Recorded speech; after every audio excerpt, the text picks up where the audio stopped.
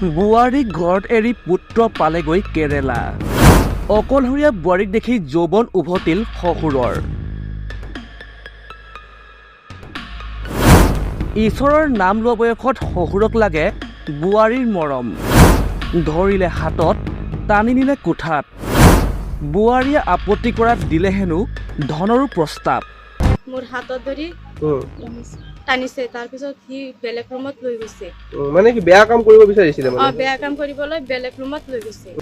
তাৰপিছত কৈছে 2 মিনিট সময় দে, 2 মিনিট সময়ত তোক কাম চেঞ্জ কৰি দিম আৰু তোৰ যিমান টকা লাগিব তোক সিমান টকাই দি দিম।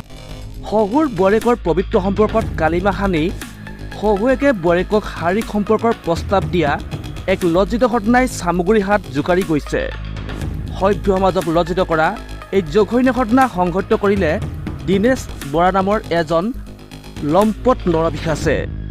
বোৱাৰীকক ঘৰত এৰি পুত্ৰই কৰ্মসূত্ৰে কেৰেলাত থকাৰ সুযোগ গ্ৰহণ কৰি লম্পট দীনেশ বৰাই বোৱাৰীকৰ সৈতে কৰিবলৈ বিচাৰিলে যৌন সম্পৰ্ক।